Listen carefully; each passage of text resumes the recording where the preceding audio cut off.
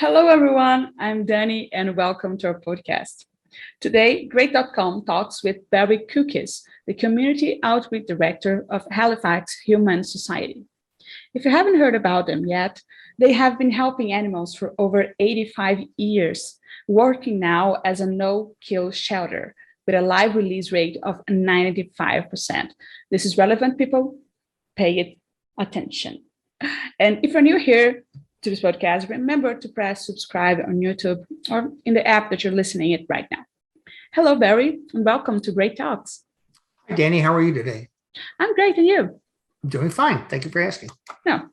Well, I want to begin today just asking a little bit about the context that you're working on now, because you're operating in Florida at Daytona Beach, right?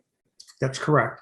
So can you give us a little bit of context of how the situation of animal protection and animal rescuing in this area? Well, it's Florida, so it's like Brazil. It's always pretty warm. So there's a time of season called kitten season. And kitten season in the Midwest in the United States, it's not that long. It usually runs from about May through October because the weather gets warmer and the cats get a little more active. Here, the cats are always active because it's always warm. So we have kitten season year round here in Florida. So because of that, we have lots of cats. So we have to deal with that more so than someone else. Florida is also prone to fighting rings for dogs.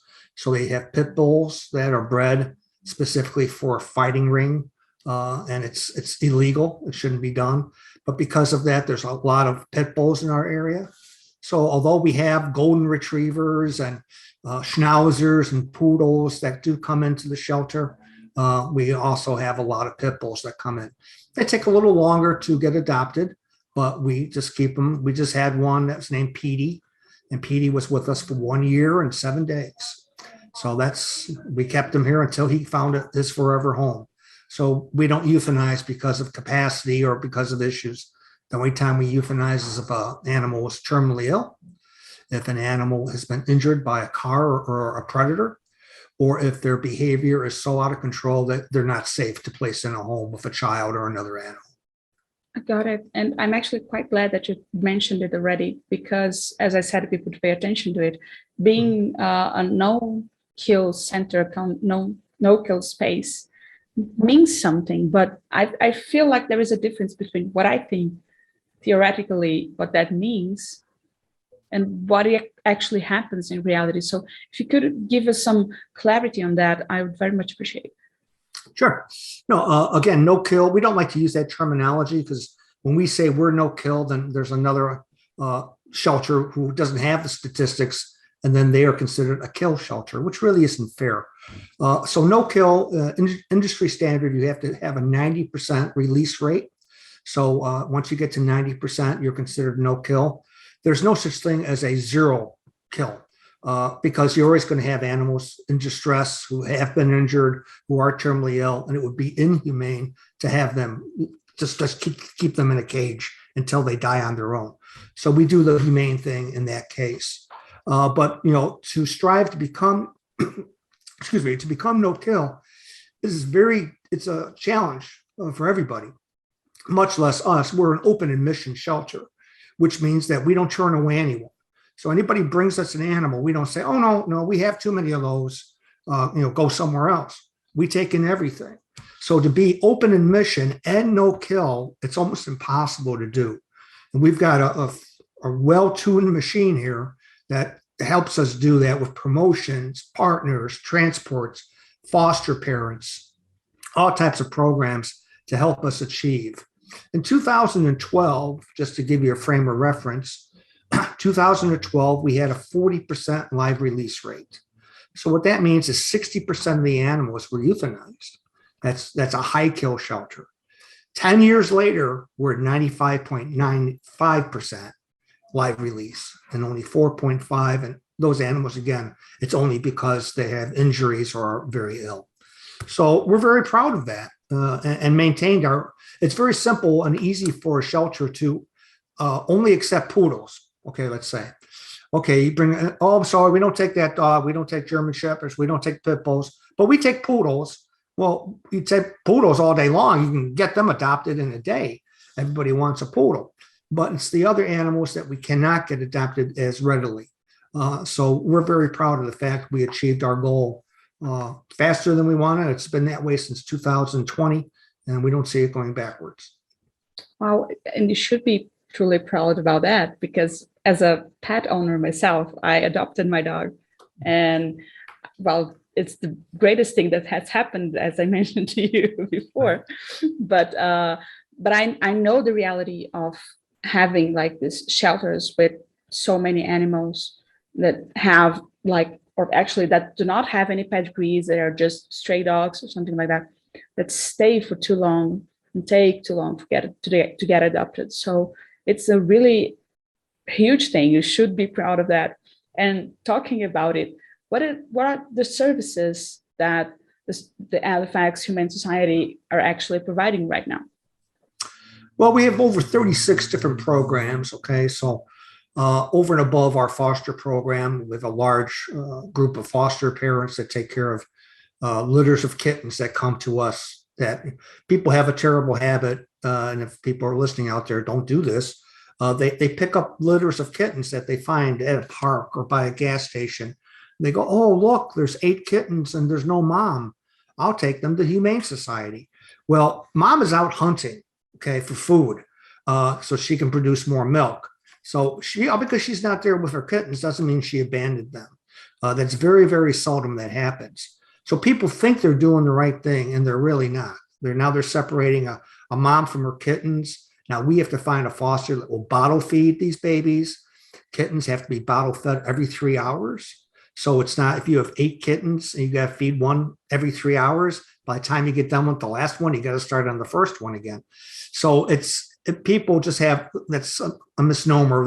They're not educated. So they should just leave the kittens alone and be fine. So our foster program is very important. We have a volunteer program. We have over 500 volunteers that come and help us on a regular basis. Probably about 100 of them are extremely active. So they do really, really well. But without our volunteers, we couldn't exist. They save us, last year alone, they saved us about $1 million in what we would have paid in labor to staff to do the things that they do. So that's important. We have programs like Beach Buddies. Beach Buddies is a program that you can take a dog out for a day or for a weekend and just do an overnight, kind of a sleepover, see how things go. And, if it doesn't work out, you just bring them back, and there's no judgment. It's fine. But a lot of times people, it's not easy to go to a shelter and pick out a dog and say, okay, that's the dog for me. And then not know exactly. Sometimes spending some time with the dog or the cat is much easier that way. We have transport and transfer partners. So we work with all kinds of humane societies throughout the United States. So a lot of times, let's say Charleston, South Carolina, a hurricane's coming towards them and it's not coming towards us. Well, they need to get the animals out of the shelter. So they'll call us and say, hey, can you guys take our animals? By all means. So they bring them to us. Vice versa. If we have a hurricane coming to Florida, we've got to bug out. So then we get the animals over to South Carolina. We all work together to make sure that the animals are taken care of. And that's the goal. I love it. And browsing through your website, which I'm going to tell people to go to halifaxhumanesociety.org, I saw 2 things that I found it very interesting. The first one are your educational programs.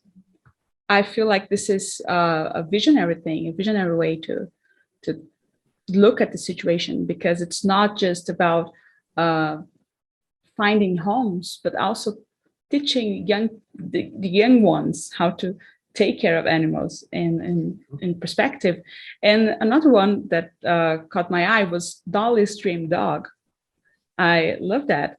So if you could tell us a bit more about those 2 things, I would love it. Our educational programs for kids, we have a summer camp, a winter camp, and a spring camp. Winter and spring are only about a week long. Our summer camp is 9 weeks of the same camp over 9 times. So it's the same presenters, but we get about 20 to 25 kids, ages 6 to 13, that come to summer camp. It runs from 8 o'clock in the morning till 4 o'clock in the afternoon. We have people come in who are professional dog trainers. We have our behavioral manager come in and talk about how you can judge the behavior of an animal and how to approach an animal correctly, when to stay away from an animal. We have other presenters that come in, our veterinarian, who is our Dr. Green. She comes in and makes kids either pass out or throw up. Because she'll show them things that are a little too much, and we say, "Dr. Green, please." You're 6 years old, okay? I'm joking. It happened one time. I'm joking, but the little girl she couldn't. She was looking at a stone that was about. This is going to be radio, not video, but it's about the size of maybe a tennis ball, okay? And that was a bladder stone inside a little Dachshund dog. So Wow. the dog was only about a foot long, but it had a huge tennis ball, and it's hard as a rock. It's a stone. It's a bladder stone. So she was just freaked out. She couldn't imagine that, and she kind of got a little crazy. But anyway, so they get a lot of presentations and are given a lot of information. It's very important too. We present animals equally. Okay, there's a big thing as far as diversity and inclusion and as far as being equal. And we try to make that happen in camp too, so the kids can relate to it. So all because the dog's black doesn't mean you treat it differently. They're treated all the same. They're all animals. We all love them the same way. Because sometimes kids relate to that. Well, that dog's being mistreated like I'm mistreated. And we don't want that to ever happen. So we strive to make sure the kids are comfortable if they have any questions about anything. And it goes a long way, and they really appreciate that. So that's our summer camp programs. And the same thing happens at winter and spring camp. Only, like I said, it's a shorter camp. It's only, basically, it's not the same camp every day. It's just 1 week of camps. And it's really around the holiday season when they have spring break from school and winter break at the holiday time. Dolly's Dream Dog is a program that's a grant that we have been with now for probably about 4 years. That organization gives grants to organizations like ourselves and said, hey, we're helping pit bulls find homes. So they will pay the adoption fee and give us money to supply anybody who, it's called a bully breed. It's not necessarily referred to as a pit bull, but it's a bully breed that some people stay away from. So thanks to Dolly's Dream Dog, we've gotten probably about 200 dogs adopted to their program, through their program, because each grant that we get is about 12. We've had the grant maybe about 16 times so far. So maybe a little less than 200. But we give them, when somebody adopts, okay, I'm going to give this dog a chance. They also get about $400 worth of supplies and food. They get a crate, they get a leash, they get a bowl. They get basically a starter kit for somebody who has never had a dog. So there's been times where people have taken the dog and then the dog's brought back a week later and they don't have the stuff anymore because they sold it all. Well, that's going to happen. You've always got that element of somebody who's gets away with something, But overall, the program's been a great program, and we really embrace it a lot. It helps us move bully breed dogs, and they find their forever homes that way. I honestly found that idea brilliant because, well, I have a huge dog. Let's put it that way. I think he's like around 60 pounds or something like that. He's quite big. And, well, I think he's a mixed breed of a bully breed, something like that. And he looks tough. He looks like this bulk boy. But he's around an year. He's like the sweetest heart of all. And, and I have this feeling that whenever I walk him on the street, people are afraid of him just by looking at him.